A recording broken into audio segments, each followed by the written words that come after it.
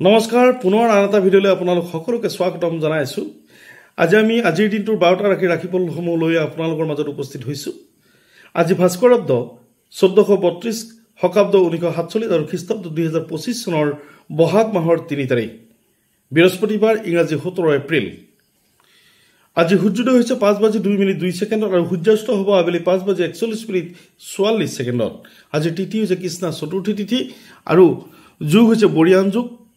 নক্ষত্ৰ হৈছে জ্যেষ্ঠা নক্ষত্ৰ আৰু কৰণ হৈছে বালৱকৰণ। আজিৰ দিনটোত জন্মগ্ৰহণ কৰা জাতক জাতিকাসকলৰ ৰাশি হ'ব বৃশ্চিক ৰাশি, বিপ্ৰবৰ্ণ, দেৱাৰীকোণ, হৰিণৰ অস্থি, বৰুণ যোগ, অষ্টোত্তৰী শনি আৰু বিংশোত্তৰী বুধৰ দশা। আদ্য ঋতু হ'লে তিনিমহীয়া প্ৰতিহীনা যোগ আৰু যোগিনী নৈৰিত কোণত। বন্ধু বান্ধৱীসকল, এইদৰে প্ৰতিদিনাখনেই আপোনালোকৰ বাবে 12টা ৰাশিৰ ৰাশিফলসমূহ লৈ উপস্থিত হওঁ আৰু আপোনালোকৰ এটা লাইক বা এটা কমেণ্টে আমাক অধিক উৎসাহিত কৰে পুনৰ আন এটা ভিডিঅ' প্ৰস্তুত কৰিবৰ কাৰণে।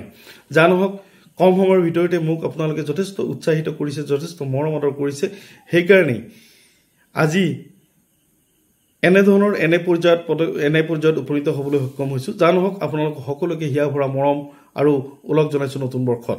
আপোনালোকৰ এই নতুন বৰ্ষটিয়ে কঢ়িয়াই আনক প্ৰতিটো দিনতেই সুখ আৰু সমৃদ্ধি।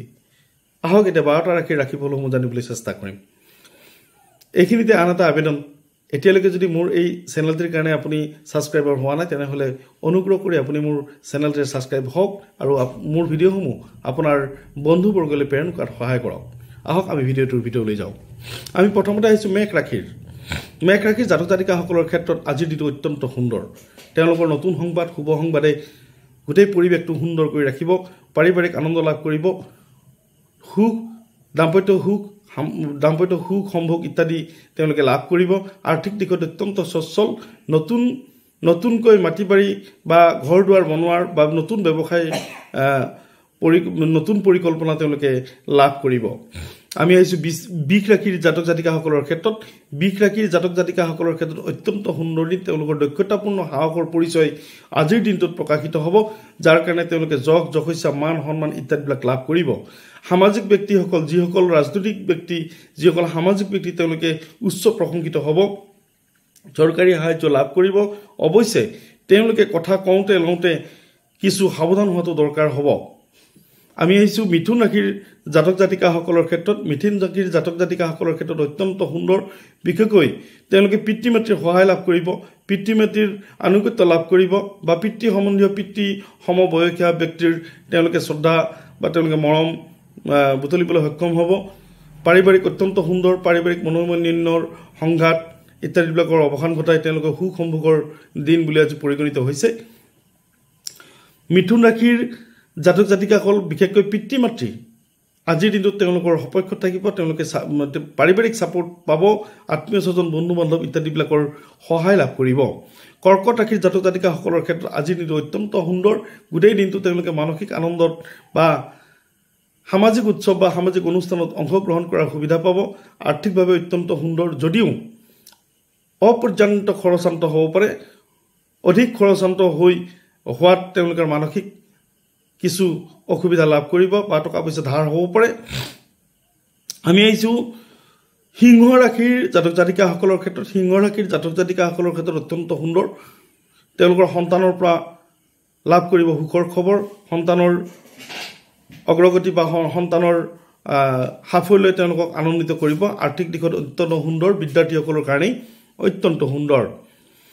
কন্যা ৰাশিৰ জাতক জাতিকাসকলৰ ক্ষেত্ৰত যিসকল সামাজিক লোক, যিসকল ৰাজনৈতিক ব্যক্তি, সেইসকলে সামাজিক সন্মান লাভ কৰিব, ৰাজহুৱা সন্মান লাভ কৰিব। পাৰিবাৰিক অত্যন্ত সুন্দৰ আৰু বিদ্যাৰ্থীসকলৰ কাৰণে অত্যন্ত সুন্দৰ। নতুন পৰিকল্পনা হ'ব, নতুন বিষয় অধ্যাপনা কৰাৰ তেওঁলোকে চিন্তা চৰ্চা থাকিব। তুলা ৰাশিৰ জাতক জাতিকাসকলৰ ক্ষেত্ৰত অত্যন্ত সুন্দৰ বুলি ক'ব পাৰি। তেওঁলোকে বিশেষকৈ পাৰিবাৰিক মনোমালিন্য,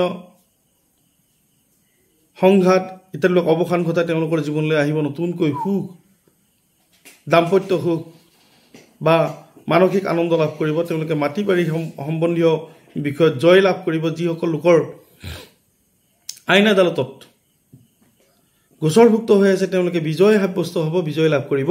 আমি আহিছোঁ বৃশ্চিক ৰাশিৰ বিষয়ে। বৃশ্চিক ৰাশিৰ জাতক জাতিকাসকলৰ ক্ষেত্ৰত আজিৰ দিনটো অত্যন্ত সুন্দৰ। অৰ্থাৎ যিসকল পাত্ৰ পাত্ৰী বিবাহ উপযুক্ত তেওঁলোকৰ কাৰণে বিবাহৰ এটা সুন্দৰ দিন, বিবাহৰ আলোচনাৰ এটা সুন্দৰ দিন। তেওঁলোকে এই নতুন পদক্ষেপ এই দিনটোত গ্ৰহণ কৰিব পাৰিব। বিদ্যাৰ্থীসকলৰ কাৰণে সুন্দৰ, পাৰিবাৰিক অত্যন্ত ব্যৱসায়ীসকলৰ কাৰণে অত্যন্ত সুন্দৰ আজিৰ এই দিনটো। ধনুৰাশিৰ জাতক জাতিকাসকলৰ ক্ষেত্ৰত অত্যন্ত সুন্দৰ, বিদ্যাৰ্থীসকলৰ শুভ, পাৰিবাৰিক অত্যন্ত শুভ, ৰাজসিক ব্যক্তি বা চৰকাৰী কামত জড়িত হৈ থকা লোকসকলৰ কাৰণে অত্যন্ত সুন্দৰ। তেওঁলোকৰ পদোন্নতি, তেওঁলোকৰ উচ্চপদস্থ বিষয়াৰ সহানুভূতিশীল দৃষ্টিভংগী লাভ কৰাৰ এক সুন্দৰ দিন বুলি বিবেচিত হৈছে আজিৰ এই দিনটো। মকৰ ৰাশিৰ জাতক জাতিকাসকলৰ ক্ষেত্ৰত অত্যন্ত সুন্দৰ। আজিৰ দিনটোত তেওঁলোকৰ ঘৰলৈ আগমন হ'ব নতুন বন্ধু, আলহী, আত্মীয় কুটুম্ব, আৰু তেওঁলোকে বিভিন্ন দিশত তেওঁলোকে আত্মীয় কুটুম্ব, বন্ধু বান্ধৱৰ সহায় লাভ কৰিব। বিদ্যাৰ্থীসকলৰ কাৰণে অত্যন্ত সুন্দৰ।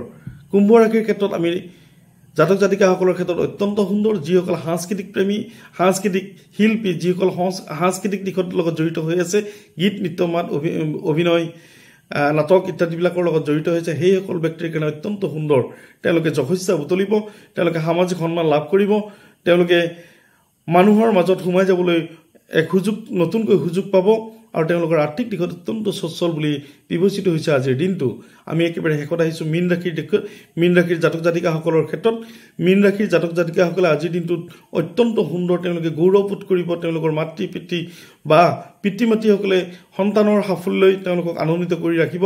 গোটেই দিনটো তেওঁলোকে সামাজিক বা ঘৰুৱা আনন্দিত পৰিৱেশত গোটেই দিনটো কটাব পাৰিব। বিদ্যাৰ্থীসকলৰ কাৰণে সুন্দৰ। বন্ধু বান্ধৱীসকল, এইধৰণেই আজিৰ এই 12টা ৰাশিফলসমূহ এনেকুৱা আছিল। মোৰ যদি এই ভিডিঅ'টো ভাল লাগিছে তেনেহ'লে এটা লাইক কৰিবলৈ নাপাহৰিব, আৰু শ্ৰদ্ধা সহকাৰে কমেণ্ট বক্সত গৈ ওম নমঃ শিৱায় বুলি লিখিবলৈ নাপাহৰিব। ধন্যবাদ।